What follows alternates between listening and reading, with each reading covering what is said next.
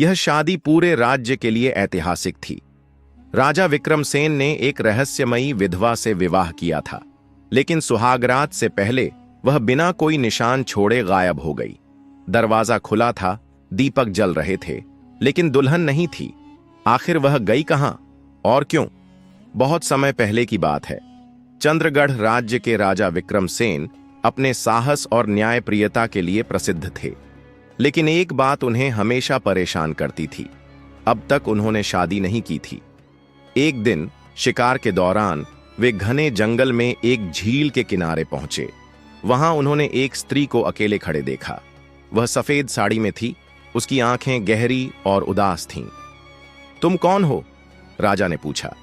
स्त्री ने धीरे से जवाब दिया, मैं एक विधवा हूं जो अतीत से भाग रही है। राजा को उसकी बात अजीब लगी, लेकिन कुछ तो था उस स्त्री में, एक रहस्य, एक अजीब आकर्षण। उन्होंने उसे महल चलने का प्रस्ताव दिया, लेकिन वह हिचकिचाई। राजा के बार बार आग्रह करने पर उसने एक शर्त पर विवाह के लिए हां कर दी। राजा, सुहागरात से पहले आप मेरे कक्ष में प्रवेश नहीं करेंगे। राजा को यह शर्त अजीब लगी, लेकिन उन्होंने स्वीकार कर लिया। महल में शाही विवाह की तैयारियां शुरू हो गईं। पूरे राज्य में उत्सव का माहौल था, लेकिन महल के कुछ बुजुर्ग सेवक बेचैन थे। राजा ने जिस स्त्री से विवाह किया है उसमें कुछ अजीब बात है, एक बुजुर्ग सेवक ने फुसफुसाते हुए कहा। हां, मैंने देखा कि उसकी परछाई कभी कभी दिखती ही नहीं, दूसरे ने धीरे से कहा। विवाह संपन्न हुआ और नई रानी को महल के एक विशेष कक्ष में रखा गया, लेकिन उसके कमरे में किसी को भी जाने की अनुमति नहीं थी। रात आई। राजा अपने झरोखे से रानी के कक्ष की ओर देख रहे थे। मोमबत्तियां जल रही थीं, पर्दे हल्के हल्के हिल रहे थे, लेकिन अंदर कोई हलचल नहीं थी। क्या मैं उसकी शर्त तोड़ सकता हूं? राजा ने सोचा। आखिरकार उनकी बेचैनी बढ़ती गई। वे धीरे धीरे उसके कक्ष की ओर बढ़े। राजा ने दरवाजे पर हाथ रखा और धीरे से उसे खोला। कमरा वैसा ही था, दीपक जल रहे थे, मखमली चादरें बिछी थीं, लेकिन रानी गायब थी। राजा को अपनी आंखों पर विश्वास नहीं हुआ।